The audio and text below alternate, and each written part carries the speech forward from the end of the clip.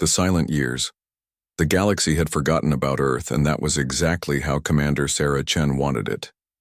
For 15 years, humanity had maintained radio silence after the Galactic isolation protocol was forced upon them. The alien empires believed they had won. They celebrated Earth's disappearance from galactic affairs with grand ceremonies and triumphant speeches about the superiority of their civilizations. But Earth had not been idle during those silent years.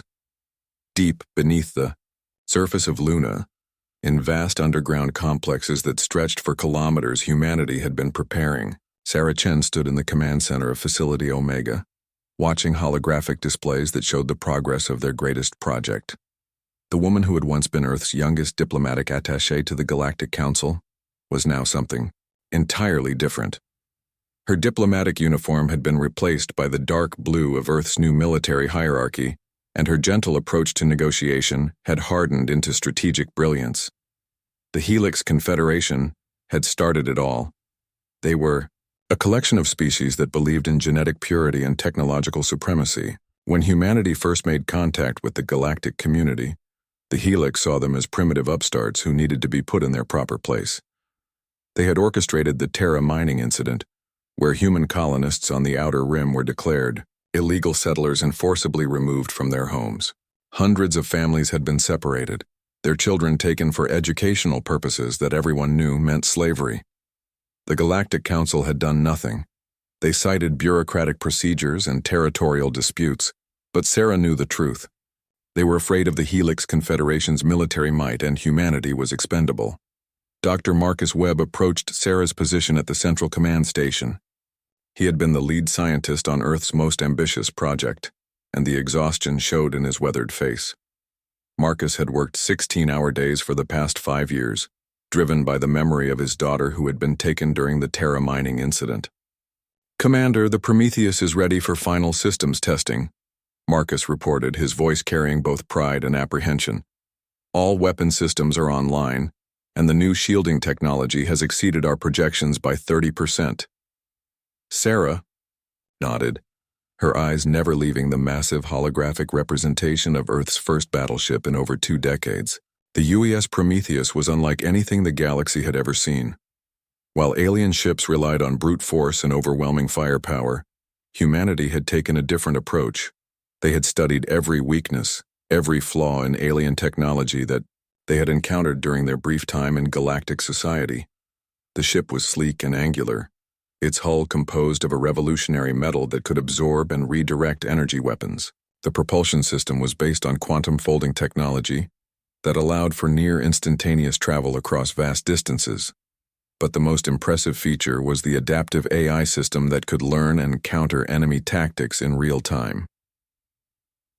Lieutenant Commander James Park entered the command center, carrying a datapad with the latest intelligence reports. James had been part of Earth's underground intelligence network, gathering information about alien movements and military capabilities through a network of human refugees scattered across the galaxy. "Ma'am, we've received confirmation that the Helix Confederation is planning another expansion into the Kepler sector," James reported. "They're targeting 3 human colony worlds that have been trying to remain neutral. The operation is scheduled to begin in 72 hours. Sarah's jaw tightened. The Kepler colonies were home to nearly 1 million humans who had chosen to stay in space rather than return to Earth after the isolation began. They had tried to live quietly, avoiding contact with major alien powers, but their resources and strategic location made them attractive targets. "How many ships?" Sarah asked. "Intelligence suggests a full battle group. 12 heavy cruisers, 30 escort vessels, and at least 2 planetary bombardment platforms," James replied. "They're not planning to take prisoners this time." The command center fell silent. Everyone present understood what this meant. The Helix Confederation wasn't just expanding their territory anymore. They were implementing what their leaders called the final solution to the human problem. They intended to eliminate every human presence outside of Earth itself, believing that humanity's influence on galactic affairs had been a mistake that needed correction. Sarah walked to the observation deck that overlooked the construction bays, where the Prometheus rested. The ship was nearly 2 kilometers long, its hull gleaming under the artificial lights. Hundreds of technicians and engineers moved around it like ants, making final preparations for humanity's return to the stars. Dr. Elena Rodriguez joined Sarah at the observation window. Elena had been Earth's former ambassador to the Zephyrian Empire, one of the more moderate alien governments that had initially supported human integration into galactic society. But even they had abandoned humanity when the political pressure became too great. "Are we ready for this, Sarah?" Elena asked quietly. "Once we leave Earth's protection, there's no going back. The galaxy will know that humanity survived the isolation, and they'll react accordingly." Sarah was quiet for a long moment, watching the final preparations below. She thought about the families torn apart by alien aggression, the colonies that had been destroyed, and the humans who had spent the last 15 years living in fear. She thought about her own brother, who had been serving on a trading vessel when the isolation began and had never made it home. "We were never meant to hide," Sarah finally replied. "Humanity doesn't cower in the shadows while bullies terrorize the innocent. We tried diplomacy and they rejected us. We tried isolation and they hunted our people anyway. Now we show them what happens when you back a species into a corner." The next morning, Sarah stood before the assembled crew of the Prometheus in the ship's main hangar. 300 of Earth's finest men and women had volunteered for this mission, knowing they might never see home again. They represented the best of humanity, scientists, soldiers, engineers, and diplomats who had spent the silent years preparing for this moment. 15 years ago, the galaxy told us we didn't belong, Sarah began, her voice carrying clearly through the hangar's communication system. They said humanity was too emotional, too unpredictable, too dangerous to be part of their civilized society. They forced us into isolation and then hunted our people like animals. She paused, looking at the faces before her. These weren't the naive explorers who had first reached for the stars. These were hardened survivors who had watched their species be systematically attacked and marginalized. Today, we return to the galaxy, not as supplicants begging for acceptance, but as equals demanding respect. The aliens who betrayed us believe that humanity is weak, that our compassion makes us vulnerable. They're about to learn that our greatest strength has always been our refusal to abandon those who need our help. The crew responded with a unified cheer that echoed through the hangar. Sarah could see the determination in their eyes, the same fire that had driven humanity to survive against impossible odds for millennia. The launch sequence began at 800 hours. The Prometheus lifted off from Luna's hidden base using conventional engines until it cleared Earth's solar system. Sarah stood on the bridge, surrounded by the most advanced technology humanity had ever created. The command crew worked with quiet efficiency, each person focused on their role in humanity's return to galactic affairs. "Quantum fold drive charging," reported Chief Engineer Lisa Chang from her station. "Destination coordinates locked. Kepler 442 system. All weapon systems standing by," added Tactical Officer Ryan Martinez. "Defensive screens at maximum power." Sarah took her place in the captain's chair and activated the ship-wide communication system one final time before they departed. "This is Commander Chen to all stations. Today marks the end of humanity's silence. We go not as conquerors but as protectors. We go not in anger, but in justice.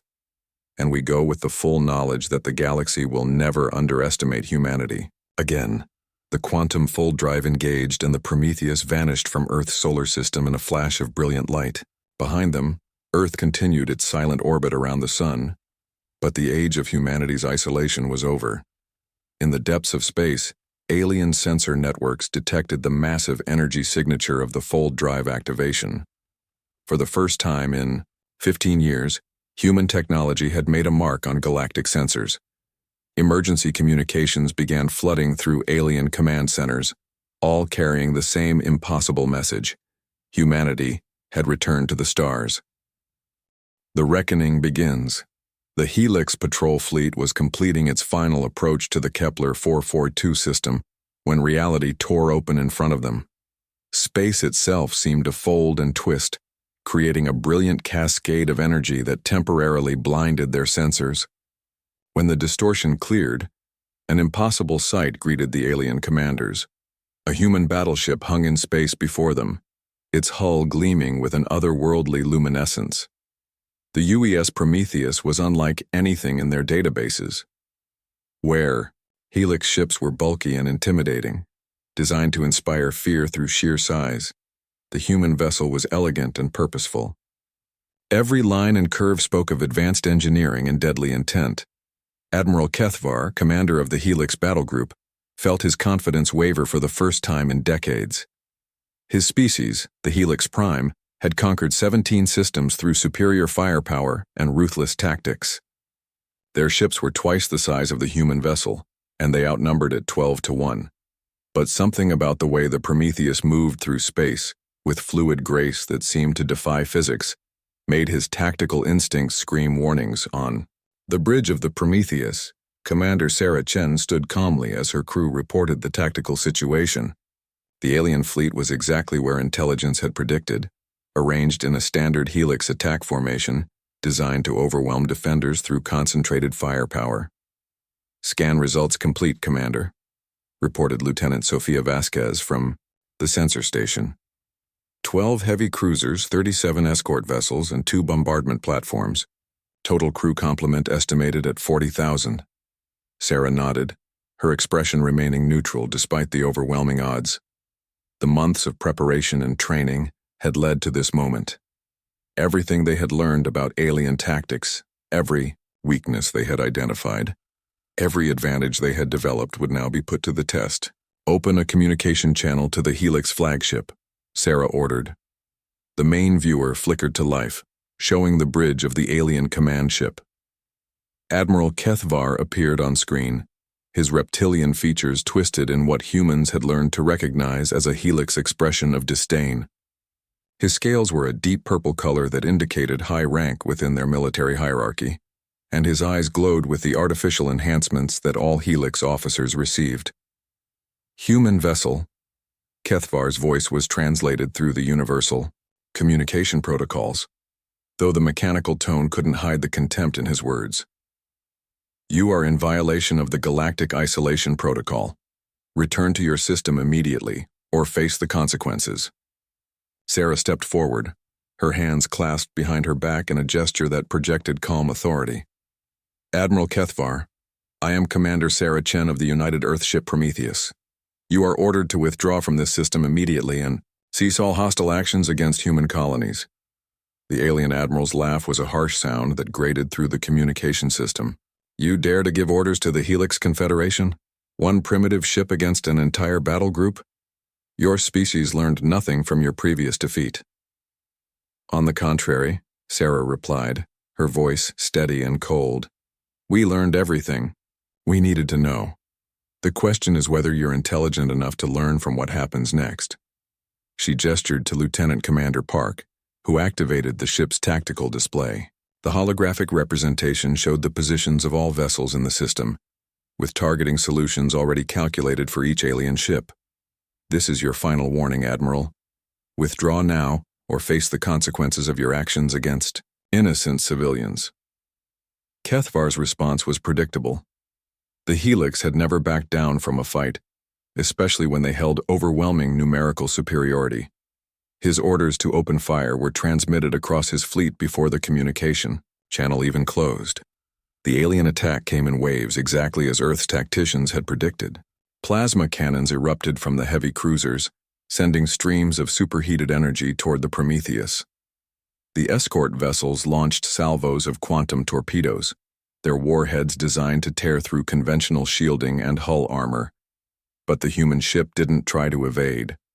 Instead, it held its position as the enemy weapon struck its hull. The alien energy beam struck the Prometheus and simply vanished, absorbed by the revolutionary shielding system that Dr. Webb had developed.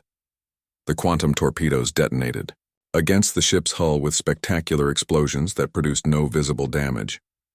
On the Helix flagship, Admiral Kethvar stared in disbelief at his tactical displays. Every weapon in his arsenal had struck the human ship directly, and their sensors showed no damage whatsoever. It was impossible. No known technology could absorb that much destructive energy without showing some effect. Impossible, he muttered, his confidence beginning to crack. No ship can withstand that level of concentrated fire.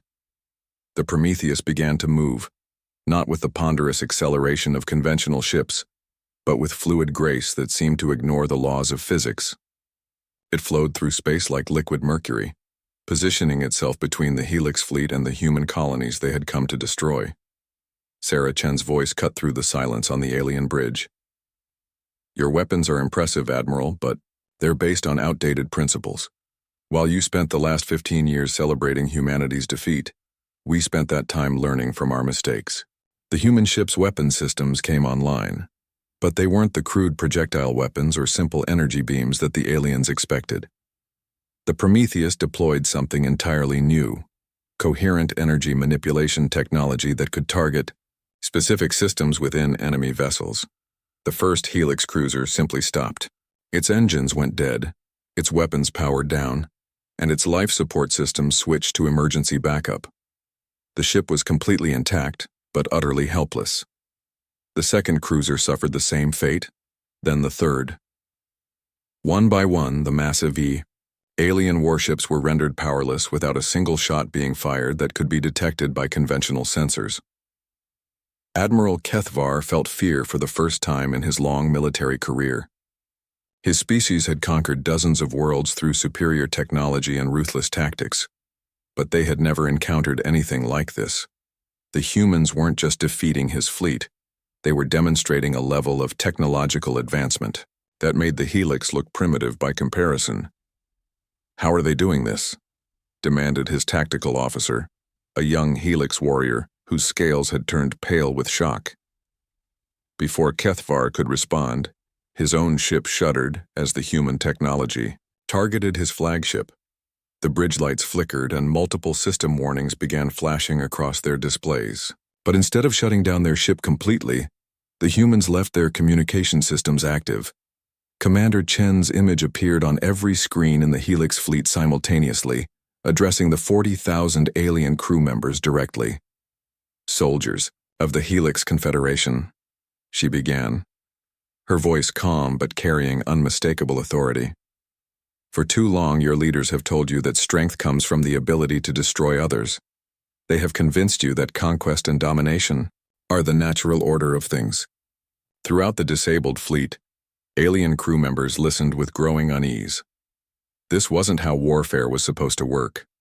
Enemies were supposed to destroy each other, not engage in philosophical discussions.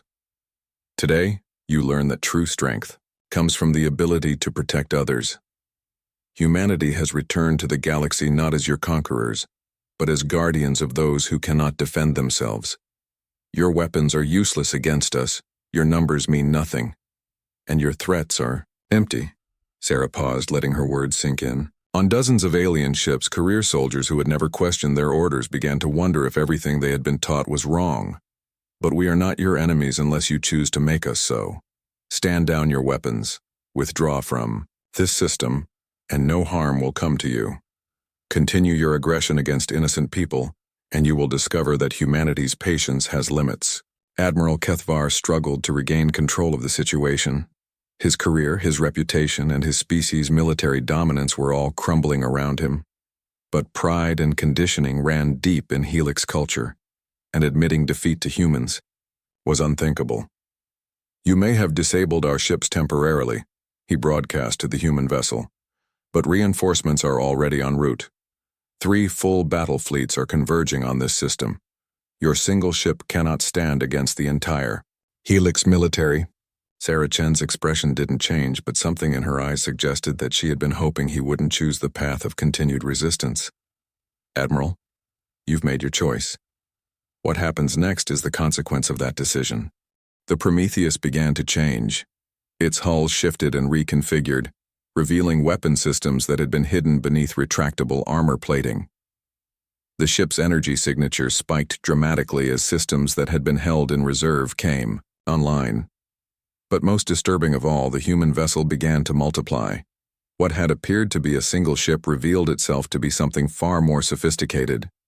Dozens of smaller vessels detached from the Prometheus, each one perfectly coordinated with the others. They moved through the disabled Helix fleet like a school of fish, their movements so precisely choreographed that they seemed to share a single consciousness. The alien crews watched in growing horror as the human fleet systematically began dismantling their weapons and propulsion systems, not destroying but carefully removing every component that could be used for warfare. The process was surgical in its precision, leaving life support and communication systems intact while rendering the ships completely harmless. As news of the encounter spread through alien communication networks, the galaxy began to realize that something fundamental had changed. Humanity hadn't just survived the Galactic Isolation Protocol. They had used it as an opportunity to evolve beyond anything the galactic powers had imagined possible. On Earth, monitoring stations tracked the flood of alien communications as news of the Prometheus spread from system to system. Fear and confusion rippled through the galactic community as species that had grown comfortable with the existing power structure suddenly realized that a new player had entered the game. Commander Chen stood on the bridge of the Prometheus, watching as the last of the Helix weapons were safely removed and contained. Around her, the crew worked with quiet efficiency, their training and preparation evident in every action. "Ma'am," reported Lieutenant Commander Park, "we're receiving surrender requests from 17 different Helix vessels. Admiral Kethvar is demanding to speak with you directly." Sarah nodded, unsurprised by the development. The Helix respected strength above all else, and once their own strength had been proven inadequate, their military doctrine demanded that they acknowledge the superior force. But this was just the beginning. Throughout the galaxy, other alien powers were already mobilizing their fleets and revising their strategies. Humanity's return to galactic affairs would not go unchallenged, and the Prometheus would soon face enemies that made the Helix Confederation look like a minor threat. Age of human isolation was over, and the galaxy would never be the same.